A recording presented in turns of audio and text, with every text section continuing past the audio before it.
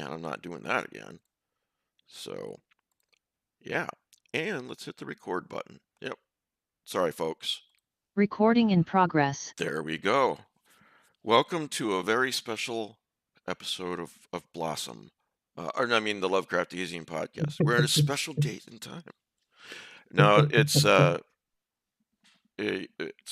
30th, one of our anniversaries. I'll keep it at that. 30th this weekend. We're celebrating. It's not actually this weekend. It's February 10th.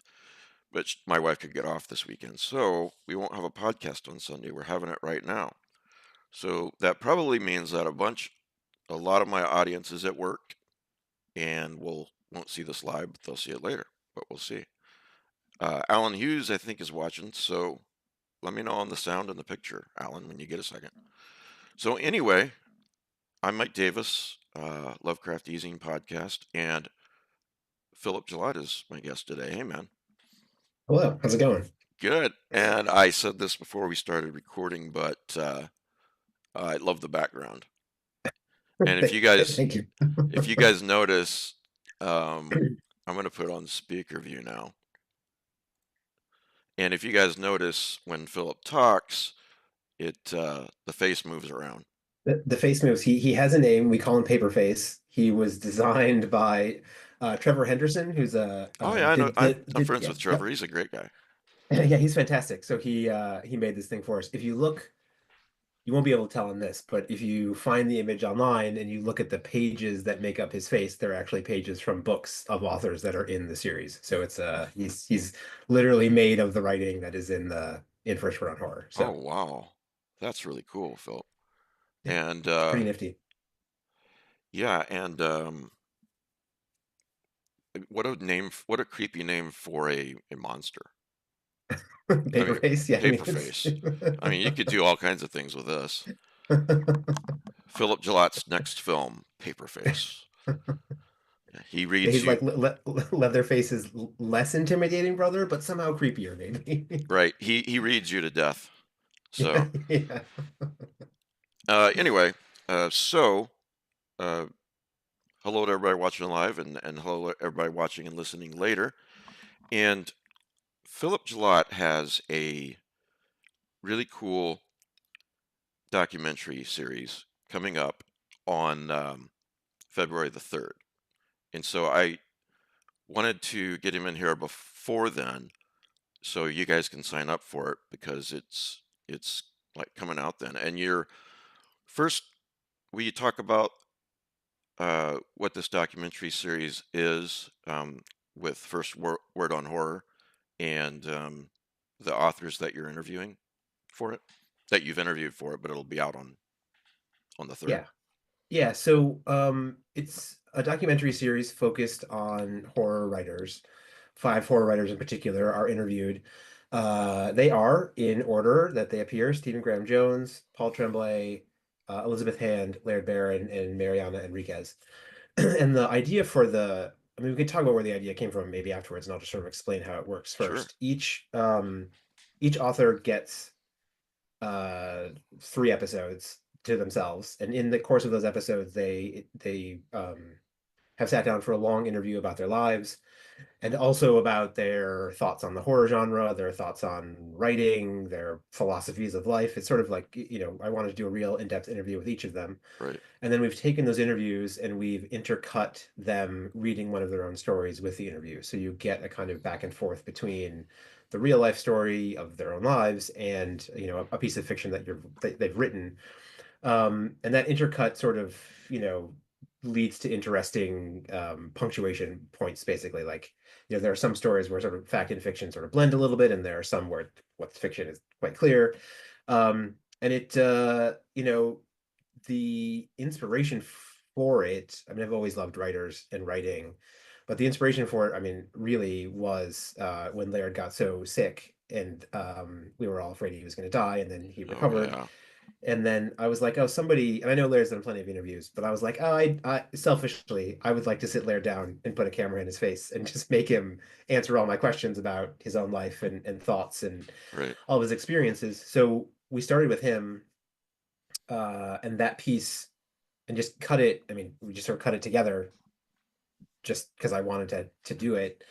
And then my producer on it was like, "Oh, this is really interesting, and there's actually a lot of thematic material in here, and it's sort of very much about the writing process and about what it means to be a writer and about human creativity. Maybe what we're doing here is making a series. So why don't we go find other writers and do more?" So Right. that's sort of how it started. That's interesting. I didn't know that. Yeah, it was just a few days ago. It was exactly 2 years since I had left the hospital when he got so sick. Yeah, yeah, And yeah. yeah, we almost lost him. He asked his doctor that question, and doctor's like, "Yeah, a little bit longer, and you would have been gone before you got He got here." he tells. I mean, one of the things I ask him in the course of the interview and the interview is actually sort of structured around this. The episode is structured around is like, tell me the first. I said, tell me about the first time you almost died. And he tells a story about when he was quite young. He talks about his eye, and then eventually I'm like, tell me about the second time you almost died, and then he tells a story about racing the Iditarod and a particularly Oh yeah, intense race. And then the end of the interview is, tell me about the most recent time you almost died. And so he goes over the events, and it's pretty. I have to say it's pretty harrowing. I've seen the episode multiple times, and every time I find it a pretty emotional watch, I have to say. So fans of Laird should, you know, like be rejoice. excited for it, but that's maybe not the right word. You will be of interest. Let's say that. Oh yeah, and hopefully today we'll let a few people more know that are interested. I have the link. First of all, Phil is kind of hosting this on your Substack, right? We are, yep, we're releasing it on via Substack. It's a an experiment in distribution. So yep, that's where it will live. It's an it's an interesting way, and I think it'll be successful. Um, so I've got the link to your Substack in the show notes, guys. So yeah, go and sign up for that if you have any interest in this, and I think you probably do. Um, talk about what they get on free on the Substack and what they get as a subscriber and how much that Yep. is. Because I think it's really low price for what they get. Yeah, so honestly, if you sign up for free, you get quite a bit. So if you go there right now, we have even before the series has started, we've put up a bunch of clips from interviews. And each of those clips, except for one, are actually bits of the interviews that aren't in the episodes themselves. So they're sort of like special deleted scenes you get to see before you've even seen the episodes. And Wow, so cool. yeah, so the idea really is like if you sign up for free, you get quite a bit. You'll get all these little clips, which we'll continue to release over the course of the series, and you'll get a portion of every episode. Every episode's about between 10 and 15 minutes, and for free, you'll get, I haven't determined yet, but you'll get a sizable chunk of it for free. If you are a paid subscriber, you get obviously all the episodes in full, and then there'll be a number of other sort of bells and whistles that you'll have access to. Like we'll probably end up doing like merch giveaways. We're making some fancy. Oh, I'll tell you this: we're making totes with paper face on, which will be available to Oh, nice. to paid subscribers and stuff. So, um, yeah, I mean, you know, the impulse in doing paid and free tiers really, it's like we didn't spend a ton of money on making it, but we did spend money making it, so we have to try to, make that money back as we're releasing it. But I do also want as many people as possible to see it, so that's, we want to give as much away for free as we possibly can. Well, I mean, it's like what I do and small press publishers do. It's a labor of love, and if you can make Yeah, money on it, you know, that's great, especially getting your money back.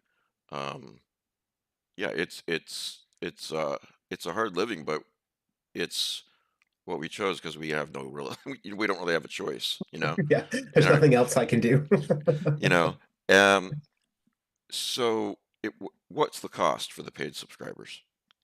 The cost per month is $8. So you'd get four episodes, four complete episodes for $8. And because we're going to run all the way through May. So we start in February and we'll run through May.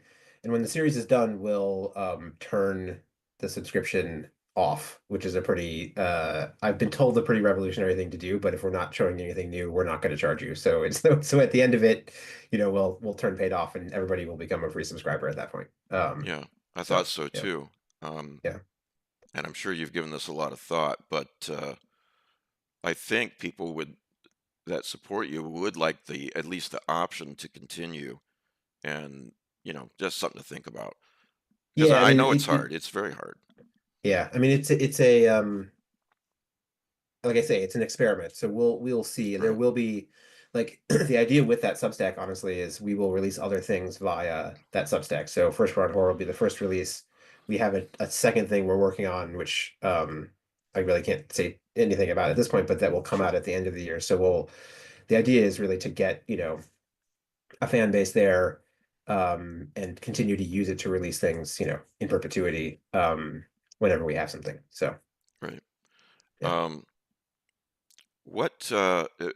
I should say this. Phil has been a patron of mine literally for years, guys. yeah, it's cool. And I really appreciate that and bear that in mind when you go to sign up for his Substack because he's been supporting me for a long time. So, I uh, love what you do. I think it's so great. So yeah, I mean it's an well, honor thank to you. support you for sure. Yeah. Thank you very much. Listen, so how did you, I imagine you were thinking about a lot of different writers when you guys decided to do this series. Yep. Um, how did you land on these five?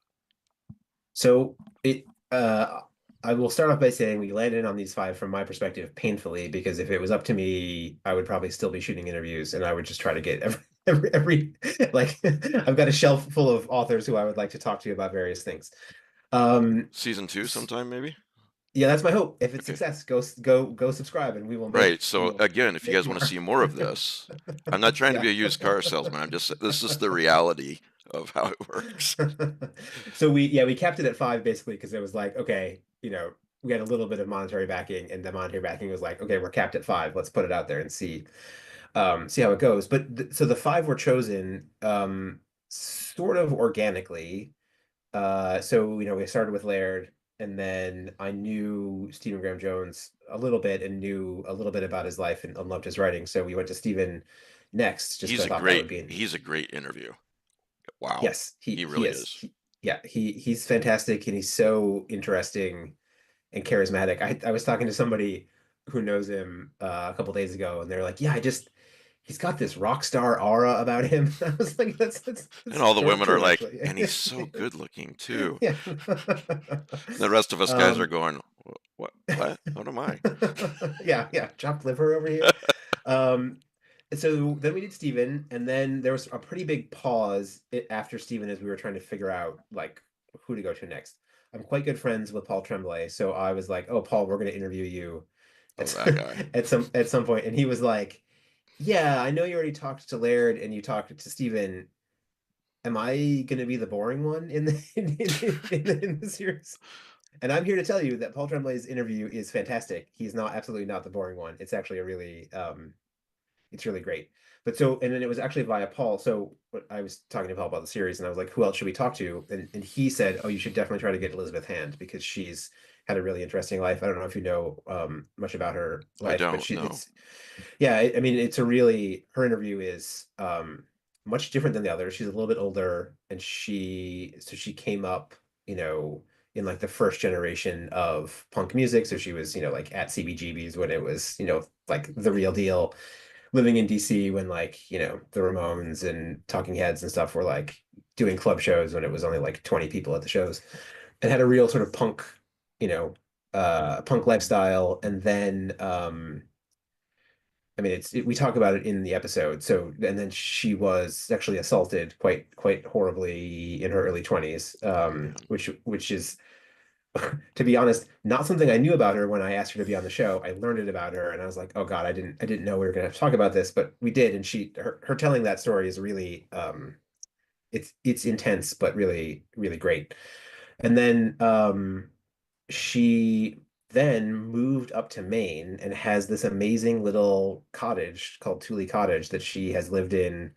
She doesn't live in it anymore, but now it's like her writing cottage. So we went up and shot in this amazing, like it's like a writing reading person's dream cabin. Like it's just Right. amazing little books everywhere. Like it's such a special place.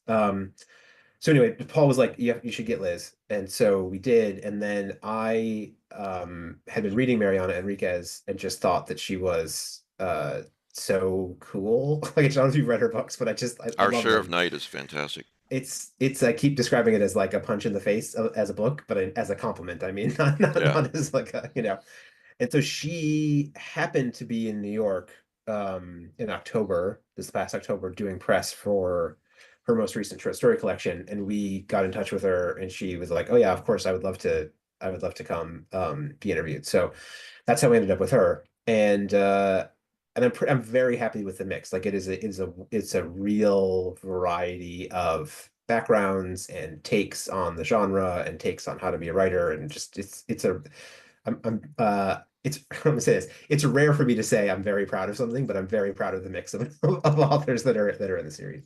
Well, you should be, and not just that, but I you sent me this, um, and I looked at Laird's clip, I think first because I don't think Paul's was there yet, or Mm. Stevens, and he's talking about the bus thing and everything in the clip, and I was just really struck. I mean, look, I've seen Europa and your other work, but I was again struck with that 30-second clip, how cool it was, how professional, and this, and produced beautifully, the music cues at the right time and the right kind of music.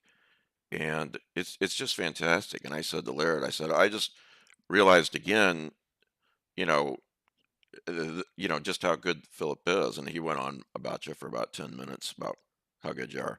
But this is really, uh, it's really professionally produced, guys. You're gonna really enjoy it. So you said that it's three parts for each author, Yep. and they're about 10 to 15 minutes apiece. 10 to 15 minutes apart, basically, right? So you're going to get about, I would say, between 30 and 40 minutes of each author over the Okay. total of the thing, if that makes sense. Yep. Yeah, it does. That's what I wanted to Yep. clarify. And Yep. so like okay, so like uh, number one, number two, and number three, how are they different from each other? Is it the same for each author, or is it different for each one, just sort of intuitively chosen? You mean different in terms of like what goes into an episode, or what do you mean different? What the viewer sees. I mean, for example, you said one of them is the author reading. So So actually, they're all sort of they all work in basically the same way, which is in every episode you're going to get a bit of an interview and a bit of a story, okay, and a bit of the same story. So, for example, across the first three episodes, so that's all Stephen Graham Jones. Over the course of those three episodes, he reads his little short story, Dear Final Girls, and a little bit of his story, Father, Son, and Holy Rabbit. And that story is intercut with his interview, right? So it'll be a little bit of interview, a little bit of story, a little bit of interview, right. and they all work the same way. Each of the stories that are being read has it's not just them reading to camera. There's also I don't even know what to call it, visualizations of the story. It's not really an adaptation. Like, it's like, for example, Stephen is reading about, Dear Final Girls, which is about slasher fiction. So we, Right. went off and shot like a little like moments from a slasher film that doesn't exist, right? To use to punctuate his Sort of story, a right? mini recreation of sorts. Yes, sort of. And so each of them have a different way of doing that. So in Paul's, we went and found old stock footage from old educational films and used that as the visuals for his story. For Liz's story, it's a combination of two types of animation. For Laird's, it's this really sort of dense black and white photography, like snowy landscape photography. And then Mariana's is all artwork by a Argentinian artist named Santiago Caruso. Oh So yeah, they're all I know him. yeah, Yeah, he's good guy. incredible. Yeah. So I mean they're really, they're not adaptations of the short stories. But they're visually dense, I would say, regardless. Yeah. That's a really cool idea, Phil. I feel like a lot of this is breaking ground. You know, like the way you're doing the Substack, and yeah, it's just I'm really taken with it. Um, the stories that they're reading, is that a surprise until February 3rd, or can you talk about it a little bit? And are No, I they can talk. stories that are already out? for example, or are they new? They are all stories that are already out. So I can tell you, if you know their work. So Stephen reads Dear Final Girls, which is a story. Actually, I'll tell you this because I think it's pretty funny. Yeah. So um, we went to interview Stephen, and before I interviewed Stephen, I was like, oh, I have to pick a short story for him to read, and I wasn't sure what to get him to read, and so I asked Paul, and Paul was like, oh, you should maybe do sorry, you should do Father, Son, Holy Rabbit because I know he really he really likes that story. And so we go, and Stephen's like, yeah, I'll read that. So we go to interview him, and I'm like, yeah, and then you'll read Father, Son, Holy Rabbit. And he's like, yeah, everybody loves that story, but I don't know. And I was like, Thanks, Paul. damn it. And so then he suggested this other thing that he's reading too, which is Dear Final Girls, which is something that's not in, I don't think it's ever been published, but it's from his blog. It's this a letter addressed to, final girls in slasher films. And he was like, oh, it absolutely kills at conventions. So maybe I'll read that. So he reads that. And then Paul reads a story called The Teacher, which is in Growing Things, maybe. I can't remember which collection it's in. And we chose that for, I mean, the obvious reason being that Paul himself is a teacher, but Yeah, also because I think it encapsulates a lot of what's great about Paul's worldview and his writing. great. And then Elizabeth Liz reads a story called The Bacchae, which was originally published in 1990, maybe. And it's really, I mean, it does this thing that I love because I'm never allowed to get away with it, where it's really multi-genre. It's sort of a dystopian horror, dark fantasy short story set in the near future where there is a cult of women who are kicking men to death for their various sins. And it's great. And she reads it really, really, really, really well. And then Laird reads Frontier Death Song. We picked that one because it's so obviously pulls from his own life. So that interview, the way that it intercuts with the story is really interesting. And then Mariana reads a story called Adela's House, which is in one of her short story collections, but a version of it actually appears as a chapter in Our Share of Night, which is why I chose it because it's because I love that book so much. And I was like, oh, here's this little thing that's part of that. So It it sounds like you were looking for stories that more or less not encapsulate thoroughly, but says a lot about the writer and what they write. You know. yes, yes, absolutely. I mean, it's sort of like I mean, I very much wanted to make a series that was asking questions about like human creativity and, where does, can you separate art from artist basically in a certain way?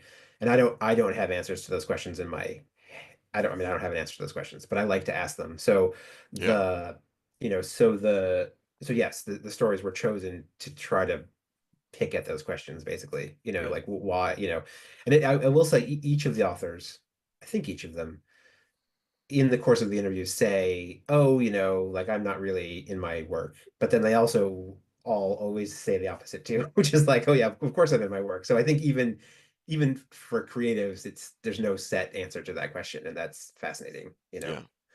Yeah. Uh, One of my supporters who's watching live, Donna, says, "Gosh, I'd love a print of Paper Face, no pressure." So talk about the merch that people get and how they get it. Well, so we haven't figured out a merch plan yet, so I can't say too much about it. I just know we're going to do it. We are doing currently on our Instagram, I think we are doing a poster giveaway of a paper-face poster. So if you go find our Etch Instagram, hold on, let me find it so I can tell you exactly what it is so people can find it. Hold on. Okay, good. Sorry, one Uh, second.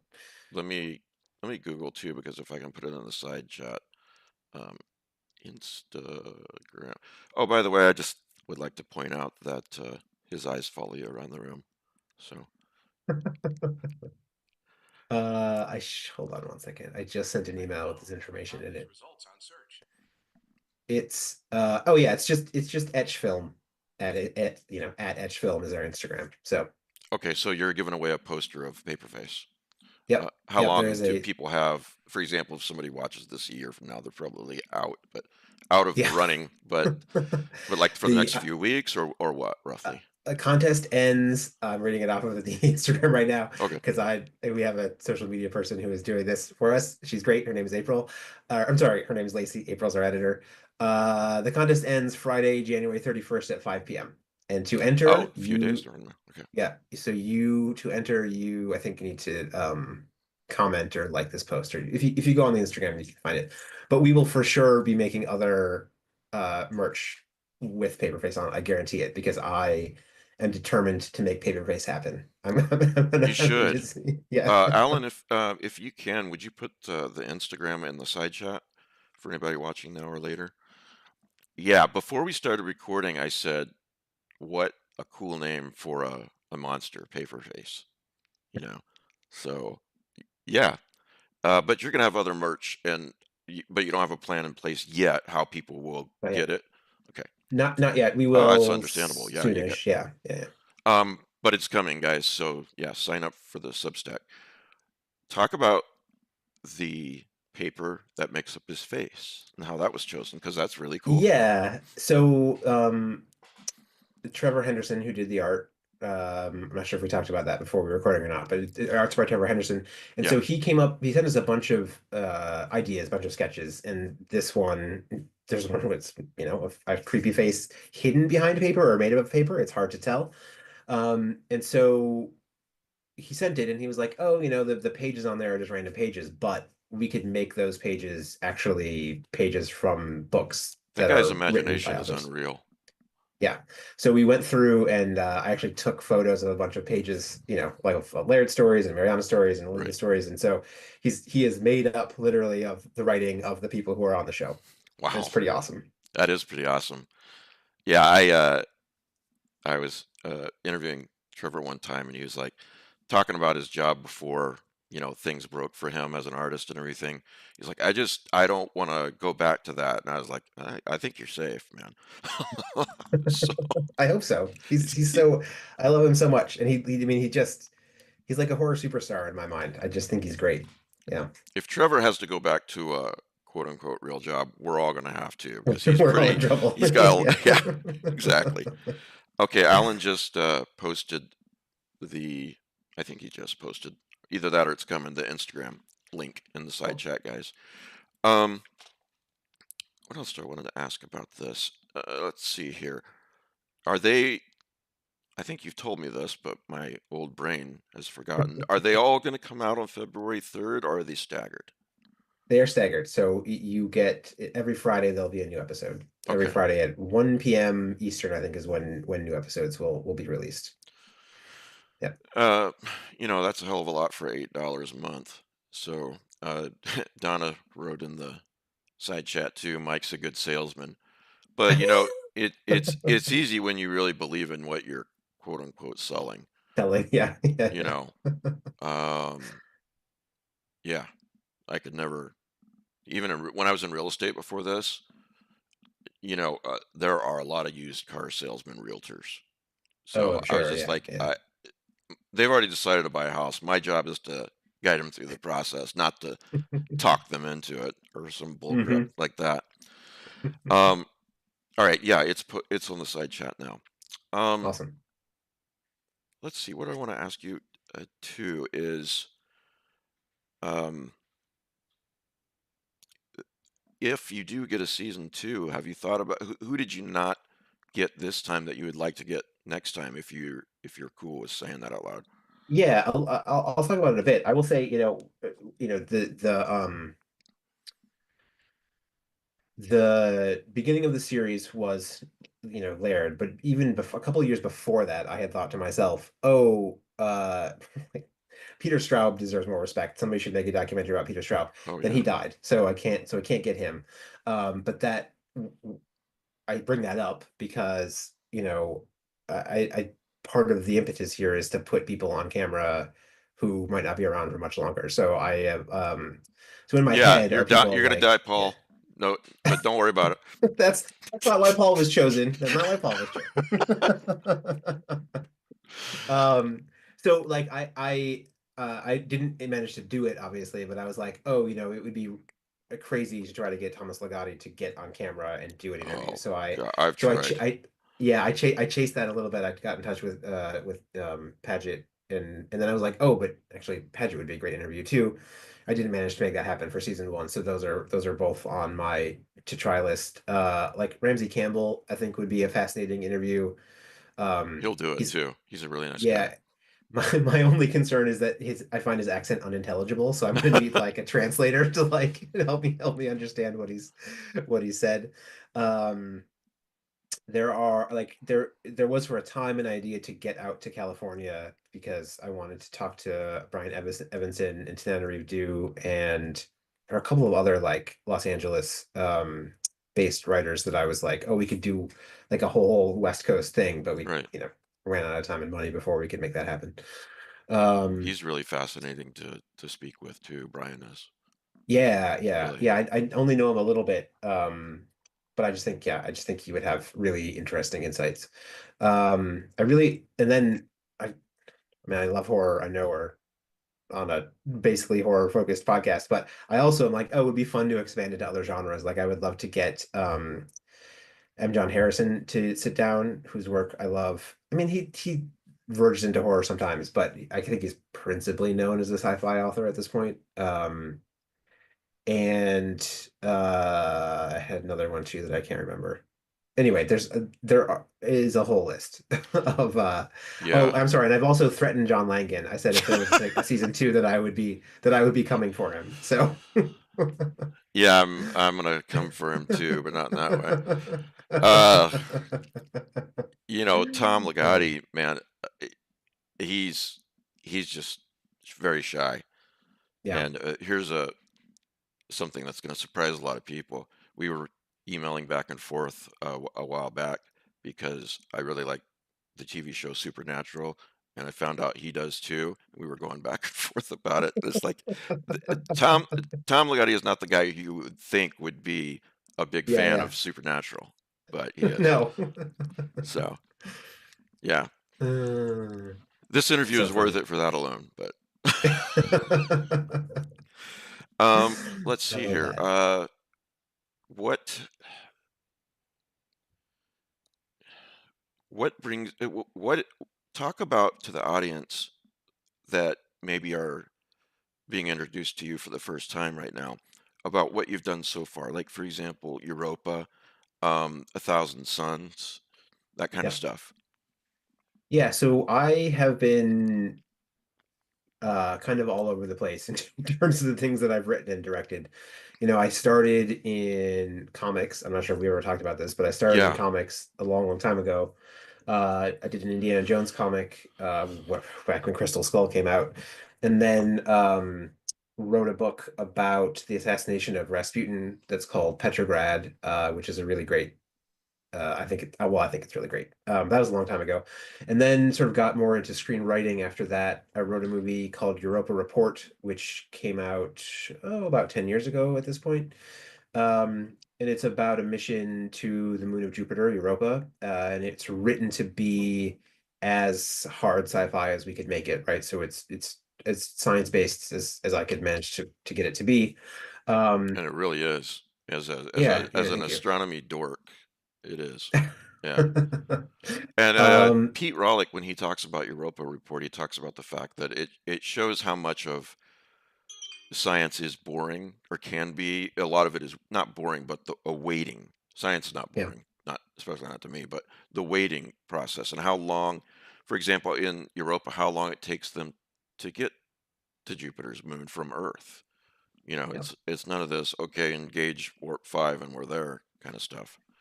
Yeah, I mean, that was very much in the you know creative thought process of that film was like, okay, well, it sort of as you're saying, like so much of sci-fi on the big screen now is Star Trek or Star Wars adjacent or inspired, right? And so it's Yeah, become very much. I've heard derogatorily people call it sci-fantasy, right? And that's fine. I love that stuff, but I think science fiction full stop is just like an interesting genre that we don't see a lot of. So it's like an attempt to try to do that again. yeah. Um, There's some great books, fiction books that are hard sci-fi, but you're right. Not as as many movies. Yeah, you don't see it on the screen very much. I've heard people say Interstellar is, and I'm here to say I don't like that movie, and I don't think it is. So It's got some problems. Yeah, yeah. scientifically speaking. Yeah. Yeah. So right, I wrote Europa Report, and then I've directed a few movies. I directed a movie called The Bleeding House that premiered at Tribeca Film Festival, actually before Europa. Anyway, so that's like a little dark horror thriller movie that has uh one of the stars in it is Patrick Breen, who plays an alien in Galaxy Quest. So if you're a really big Galaxy Quest fan and you want to see one of the aliens play a killer, that's my gift to you. It's called The Bleeding House. That's such a fun movie. Galaxy Quest, yeah, Yeah. it's great. Yeah, it's so Yeah. good. It's hilarious. Um, then That title again, Philip, and where can they watch it? The Bleeding House, Yes. it's called The Bleeding House. I couldn't tell you where it's watchable right now. We'd probably have to Google it. It's out there someplace. It We'll was on we'll we'll Showtime for a try while, the but we'll try the internets and do a yeah, search on the Google. the internets can find it for you. Um, then I adapted Laird Barron's short story 30 into a movie called They Remain, Yes. that stars William Jackson Harper, who played Chidi on A Good Place, and Rebecca Henderson, who is just an alien Jedi in The Acolyte, I think is the Star Wars show Oh, that she was really? on. So, yep, That's great. yep, yep. Talk And about, then, will you yeah, just pause for a second on They yep, Remain? yep. And, obviously no spoilers, but talk about Laird's short story, which is obviously very, very creepy and very unsettling. And just briefly, I know because you got to go soon, but adapting that to film, what the challenge was there. We I talked mean, it was about it once about massively, 4 or 5 years ago, but yeah, yeah, I mean, massively challenging. I mean, I think I usually say, and this is true, that I adapted it because I found it so confounding and frustrating as a short story, and I wanted to give that like confounding feeling to others. So it was, it was challenging in that it is, I mean, it's a fantastic story. And I think what makes it fantastic is it's sort of rich in um, detail and implication, but very little is on screen, so to speak. right. And I thought that was a really fascinating challenge to try to make a horror movie where basically everything is happening off screen, and you, like the lead character, are sort of lost literally in a wilderness, not unaware of the forces that are in control of your life, basically.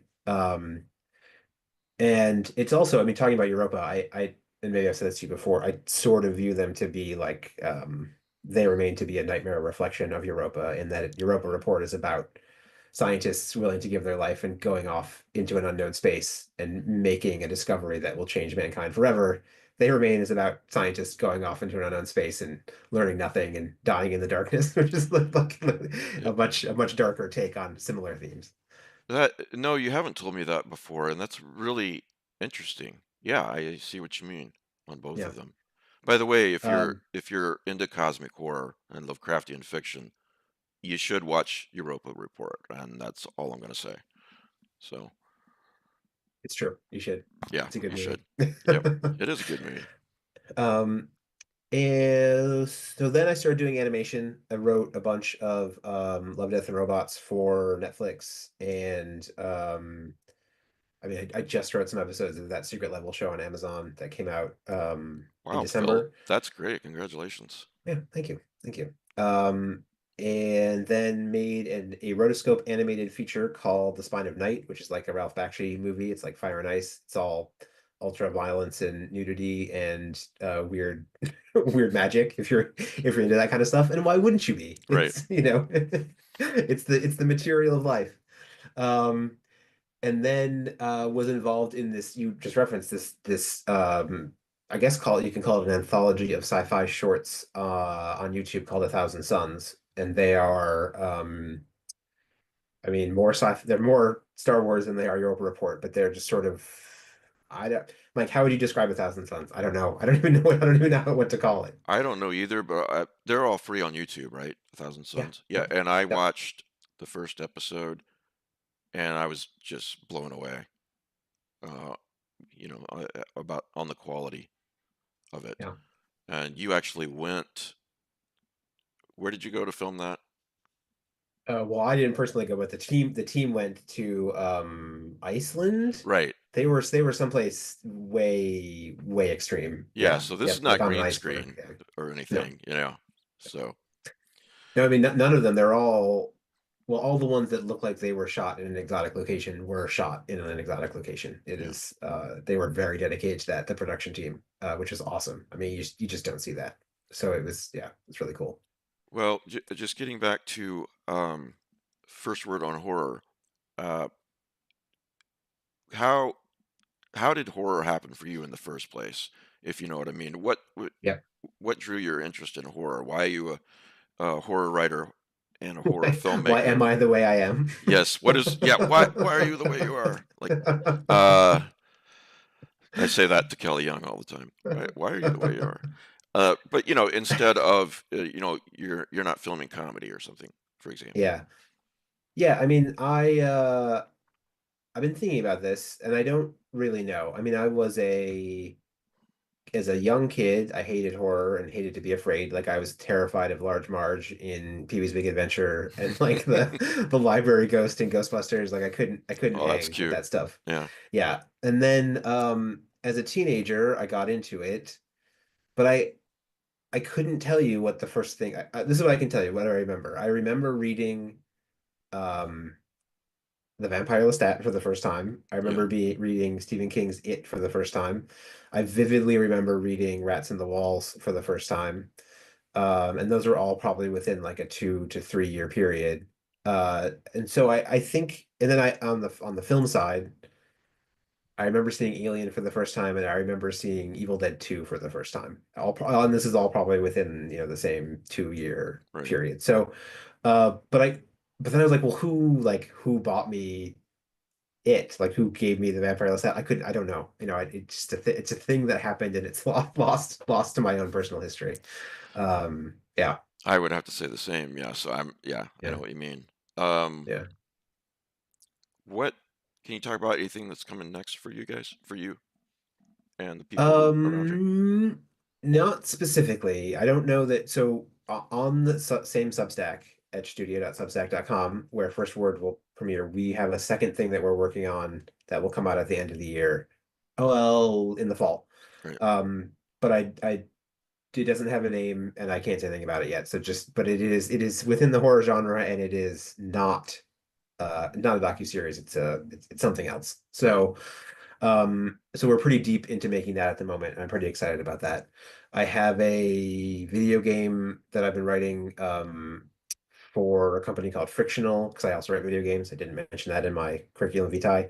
Um, so this company called Frictional, they make a series of horror games called Amnesia. I've been writing a game for them. Oh It's yeah. it's not it's not in that series. It's something else Yeah. that I've been working on for forever. And that should be done this year, but it probably won't be out until next year. So I'm pretty excited about that. Um, and I think that's about it that I can talk about. Well, I look forward to that coming out at the end of the year. I guess my last question, I like to ask a lot of creators this.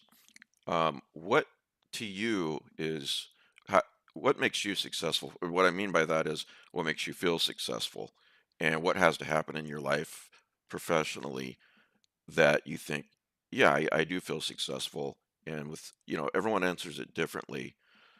For some people, maybe it's mostly money. For others, it's not. Yeah. So Um, that's a really hard question yeah, for me to answer. It's not money, I will tell you. I don't think that it's ever been money, and it's not I mean I need to earn it, but it's not that wouldn't make me feel successful. And it's not honestly praise either. Like I'm not a person who ever reads reviews, good or bad. I don't, I just can't engage with it at all. It doesn't, that's um, pretty smart, actually. Yeah, yeah, I mean, I would like to say it's smart. It's maybe a little bit cowardice, but it does also just like, I've tried to do it in the past and good reviews and bad reviews, they're both, I just don't even want to know yeah, really. Um, so I think honestly that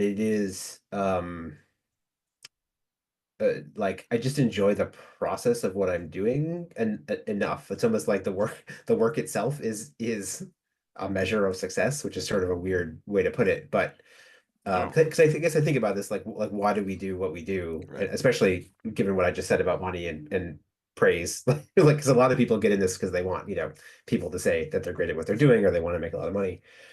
And since I don't really feel motivated by those things, I have often asked myself, well, like, why, like, why do I do it? And I think it really, like, I like to collaborate. I like the feeling of making a thing. I like the feeling of like sitting and thinking about the thing that I'm making. And then when it's done, I just like it to be done, and I like to go on to the next thing. It's sort of that's sort of how I am. Uh, no, I don't think that's strange at all. I think it's I agree, loving the process. I think a lot of people, a lot of creators are perhaps too attached to the end result, and they're Right. not enjoying the day to day of whatever they're doing. Yeah. So, so yeah, Yeah. I I mean, think and that's it a can be very a healthy challenge to love attitude. it, but Yeah. yeah, thank you, thank you. Yeah. Hopefully I can maintain it. We'll see. Well, you're a really talented guy. I just really see you going on to bigger and bigger things.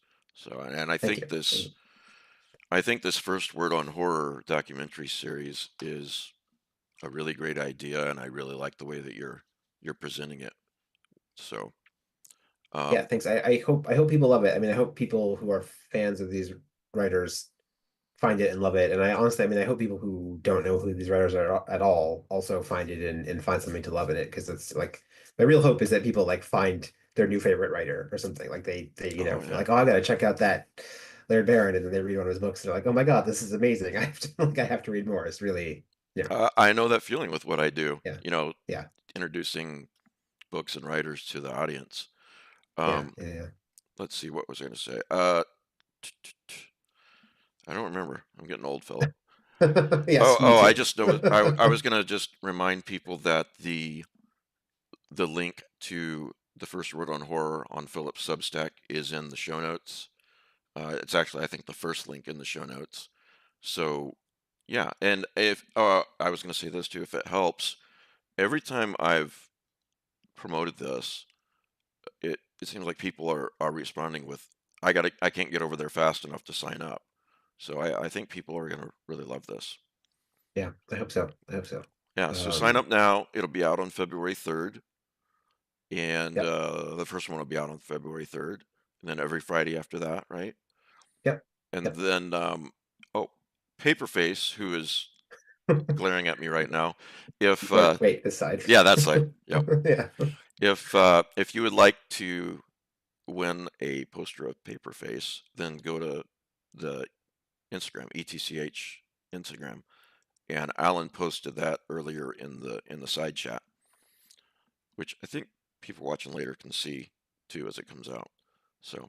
Cool. All That's right. great. Yeah. Thanks for doing this, Philip. I really Yeah, this appreciate was it. awesome. I had And so much fun anytime. yeah. So, all right, guys, support Philip, and I think you're going to love the documentary series. So, everyone have a great day, and we'll see you next time. Now, I just need to figure out how to turn everything off here, Philip. Hang on a second. Okay. I got to start using something besides Zoom. It's just too. I'm just messing up too much.